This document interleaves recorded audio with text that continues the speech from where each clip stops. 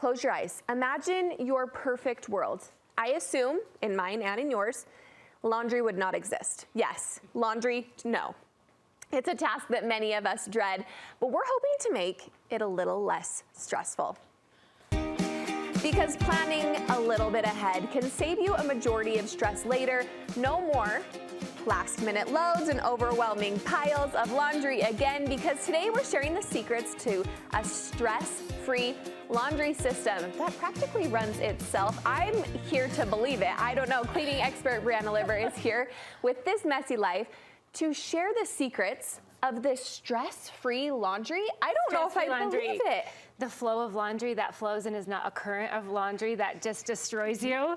Yep, absolutely. You know, we're gonna talk about how to do that, but I want you to know I'm not perfect and we have our moments too, right? Laundry is hard. It's just one of those pain points for everybody. But we're gonna talk about the 3 S's of laundry that make it a little bit more doable. I love this. I love your meeting us where we're at. We're not perfect. We're not perfect. Here's the thing. Nope. I am the victim. We're saying this. I don't usually take the victim role, but I am a victim of laundry because I am your first example of not having a system. I am a go with the flow. Nobody has a lot. No one has a system. Okay. The system is your laundry room turns to crap. Yes. There's piles everywhere. It's dirty. We're overwhelmed. We do 5 loads at a time. We sit and fold it forever. You know, that kind of thing. And it's just overwhelming and we dread it. Yes. And depending on how many kids, it just amplifies. And it's never done. Yeah. As soon as you're done, there's more. So your first thing is just have a system. Well, I think the first thing, the best thing I can tell you is if you have a spouse, just make them do it. Okay. Yeah.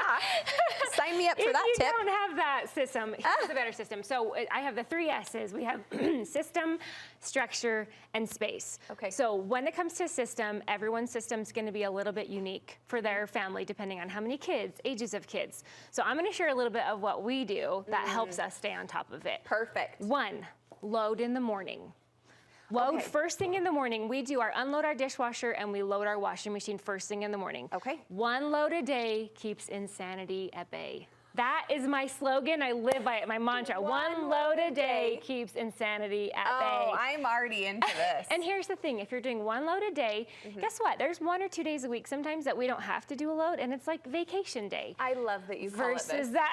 It's versus that mentality of, oh, I don't want to do it, and we're on day 5 and I have 5 loads to do and now I have to do it. So instead of the dread, it just becomes part of our routine. It's intentionally being routined. So system.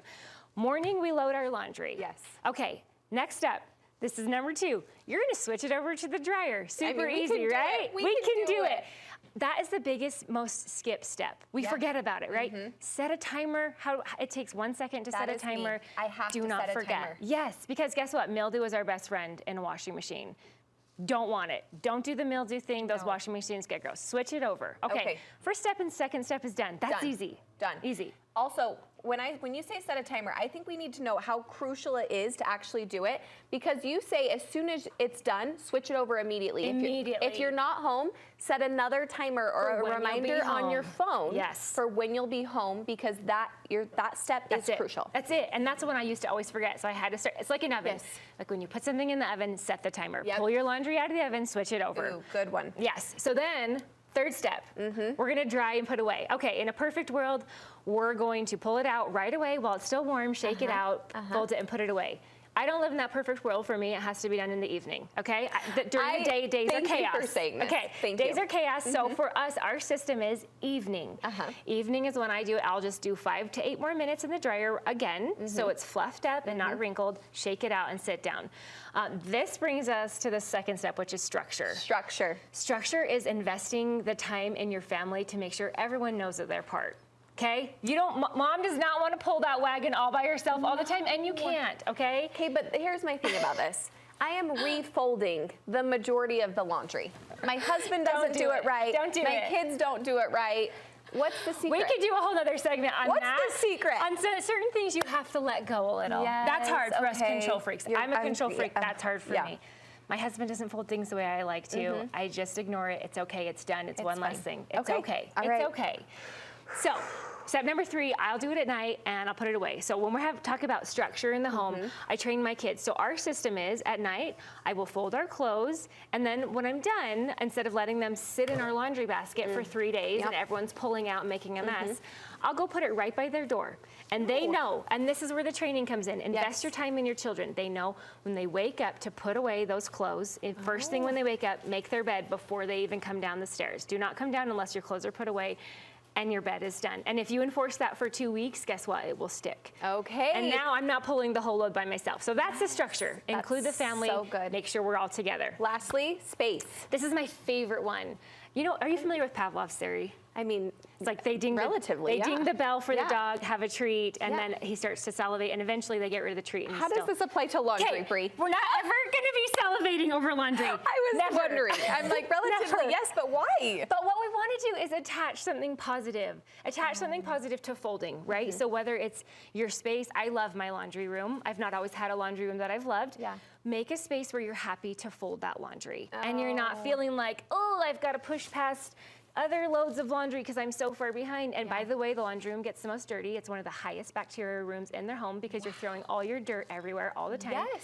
Keep it clean, beautify it, paint it, put a painting on the wall, and associate something positive. If your thing is watching a show, I like to sit down and, you know, if you want to sit down and watch a Netflix show and do 20 minutes of folding. For me, I like to fold in my laundry room. I have my calendar.